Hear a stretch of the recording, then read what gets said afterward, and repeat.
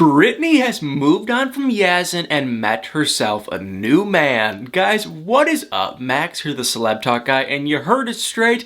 Brittany has kind of, sort of, somewhat met a new man, so let's not waste any time and just jump right into it. We all know, and if you didn't already know, now you do know that Brittany and Yazin, I mean, come on. We all know. They're not still together. We gotta see in the upcoming preview for 90 Day Fiance that it does look like Brittany and Yazin do end their relationship. We've known this entire time. It has, really appeared that Brittany is still in the US. She came back from Jordan, and we've seen a bunch of messages, so that should not be a surprise for any of you guys. But what may be a surprise is now one of Brittany's exes, and kind of like a recent boyfriend, has recently come out on social media and shared some of his side to his story and relationship with Brittany. So first we have to thank totes_the_memes on Instagram. Oh my god, give her a follow because she was the one that spoke to Brittany's now ex,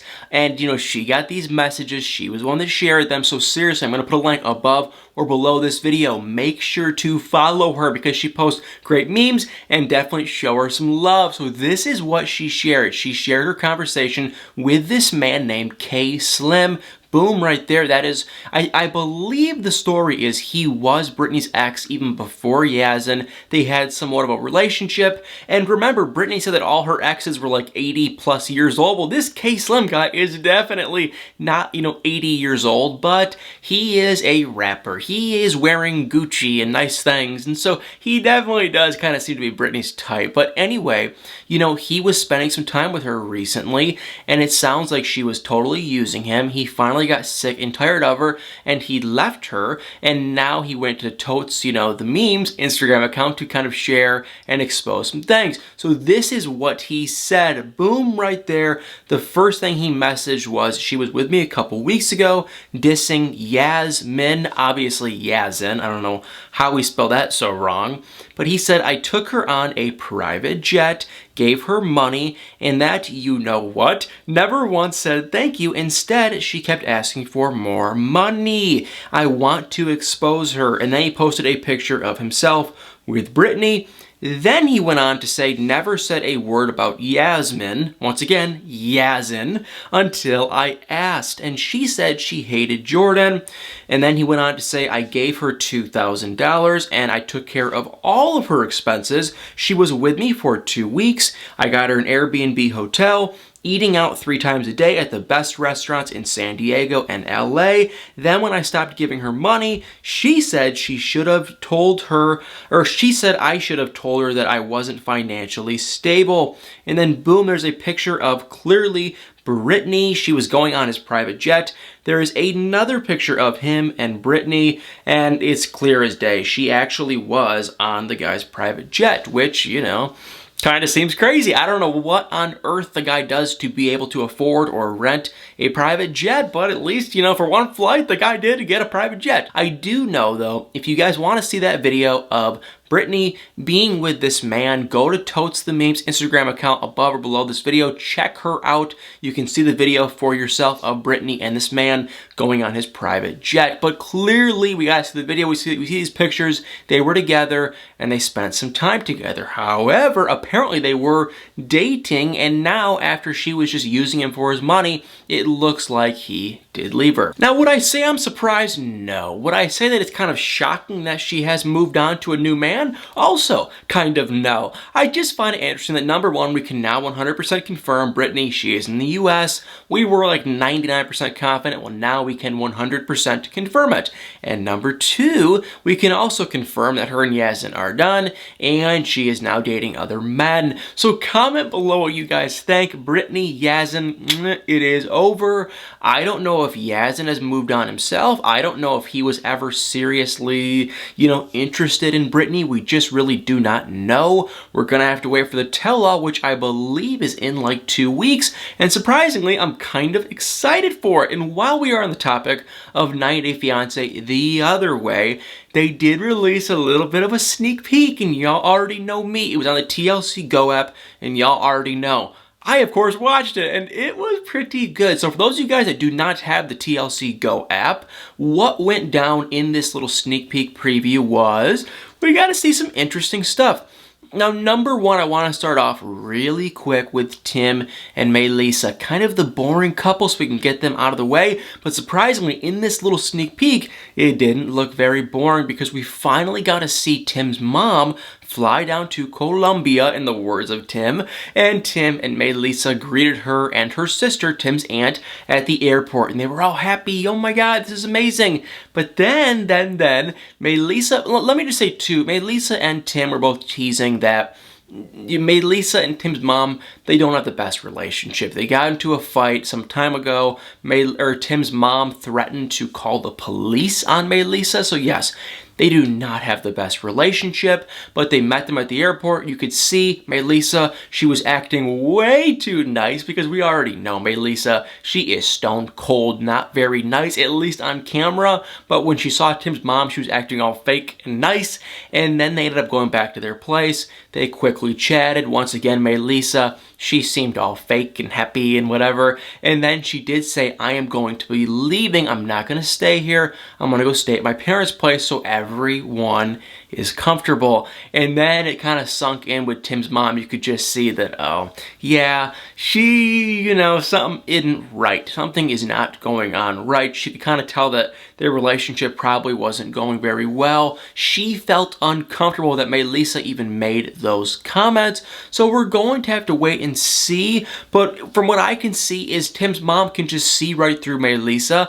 And she probably just figures even though Tim did cheat, which is wrong, and even though he's not really the best looking guy, still with Melissa, we get it. She's an attractive woman, but because she is so rude and doesn't seem very nice, she probably just thinks that Tim should not be with her. And I 100% agree. Now let's move on to something a little bit different and something we've all been waiting for, and that is Jenny and Sumit. Now in the last episode, we got to see Sumit finally finalize his divorce. Yay, so amazing.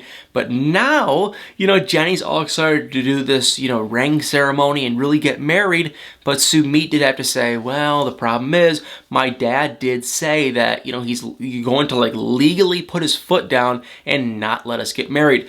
I don't know the marriage laws in India. I don't know if that's even a possible thing, but with their culture, I would not be shocked if that is a real thing. You can really do and object and, not let your family members get married. So I don't know what's going to happen. However, about 3 days after they, got that divorce, guess what hit? Boom, Corona. Everything went over in India. And it was March 25th. We all experienced it here, and guess what? In India, they experienced it too. And they were at a stay-at-home order. They had to stay inside their house. They could not leave. I don't know how they went about getting groceries, but Jenny said they cannot leave their house.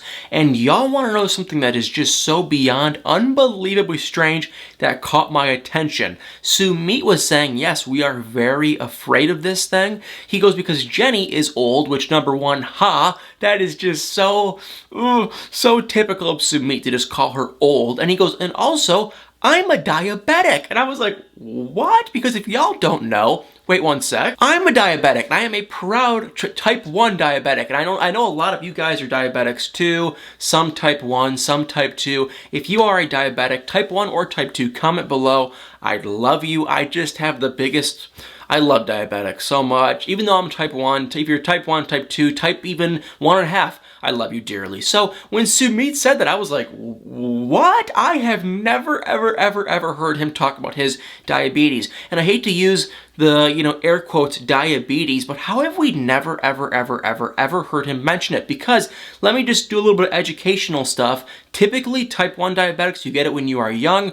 I got it at 21 years old, so you can get it when you're older, but you are on insulin constantly if you are a type 1 diabetic. If you are a type 2, you're typically maybe a little bit older, maybe a little bit a hair overweight, not always, but sometimes. So I look at Sumit, and he's not really overweight. He's an olderish guy, but I've never seen him ever talk about his diabetes. So is he type 1? Is he type 2? That just caught me. I was like, what? So I'm going to assume he might just actually be a type 2 diabetic, because I feel like if he was type 1, he would constantly be trying to worry about his blood sugar and everything else. But maybe I am wrong, so that caught me off guard. But Jenny and Sumit, we got to see everything happen in India. It was crazy, and as far as we know, they are quarantining together, and we kept flashing by week by week by week. First it was March, then it was April, then it was middle of April, then it was like May. So they were just fast forwarding really quick through the quarantine. Then, oh boy,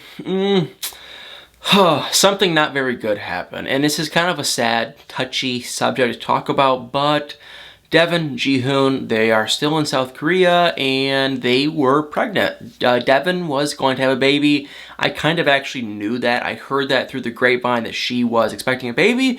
However, her and Jihoon did lose the baby, and it sucks. It was sad. You can love and hate these two. Honestly, with their state of their relationship, it's probably best that they, don't have a baby. But I clearly, let me just say, it's sadder than heck. I mean, that would just...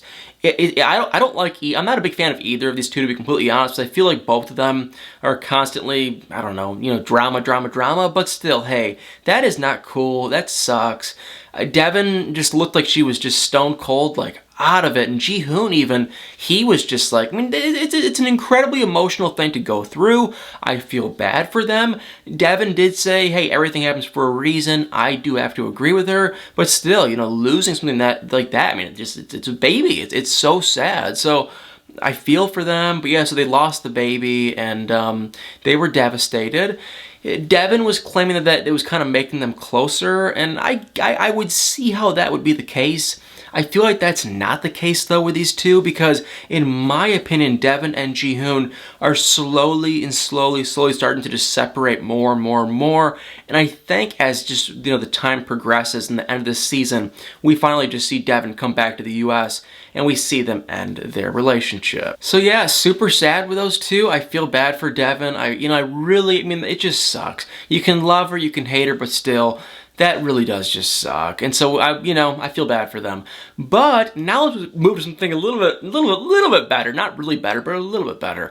And that is Ariella and Benjamin. And it's not much better, to be completely honest. Now, they're doing well. The baby, incredibly cute, sweet baby. Benjamin seems to love the baby. Ariella, she is constantly with the baby, but we're starting to kind of see some problems. I have no idea what is going to happen with these two. I don't know if they stay in Ethiopia. I don't know if they come back to New Jersey. I don't know if just Ariella comes back to New Jersey with the baby and she is now single. I really do not know what happens, but in the last episode, Ariella's parents are coming into town. They're coming to Ethiopia, and they couldn't be coming at a better time because Ariella is so sick and tired of being in Ethiopia, being around Benjamin's family, not getting any emotional support or help with the baby from Benjamin, and she's really getting fed up. In the last episode, number one, she was complaining on the fact that Benjamin works too much. I get it, kind of. I can see both sides, but still, I'm kind of just looking at Ariella like, I mean, you can have two options. You can have either Benjamin working and trying to make money to support you and your baby, or you can have the option of Benjamin is out, doing God knows what with who knows who, and not being a responsible father. Wouldn't you rather have him trying to go out and make some money to support you and your family? But she is claiming that because he's a dancer and he's dancing at God knows where with who knows who, she's kind of concerned that, what if he meets another woman? She's getting very jealous, and I can kind of understand it, but still, it's like you have to have faith. And if Benjamin has never caused her to not have faith, meaning he's never, been caught red-handed or anything, give the guy a chance. He is claiming that he's being honest, he's being true. Give him a chance. That's at least my opinion and take. But Ariella, Benjamin, they were fighting quite a bit. You can just see Ariella, she wants help with the baby, which I understand, but still, what did you expect? You went into this knowing that you were going to have this baby in Ethiopia by yourself. So what did you think was going to happen? That you were magically just going to get a bunch of money? Or you were magically going to have Benjamin not have to go to work? Like, she keeps saying she wants Benjamin home with her and the baby. Well, who's going to be paying the bills? So it's just honestly, you guys, it's kind of annoying. I feel like she is kind of a spoiled brat, and I kind of feel bad for Benny. But also, I can kind of get why she's lonely and tired and emotional. I understand it. I just don't understand logically before all this. What was she thinking? So thank God now her mom and dad are coming into town, and you can see Ariella is very nervous. Now Benny, he already met the mom. The mom loved him dearly, but the dad, Dr. I don't even know what their last name is. The last name starts with a W, Weinberg or something like that. I don't know for sure. But, Ariella was saying, hey, when my dad comes into town, you cannot call him Fred. You must call him Dr. whatever my last name is, Weinberg or something. And hey, if I was Benny, I would just say, Sir, Mr., whatever your last name is. A doctor, though? Really? Doesn't doctor seem kind of like...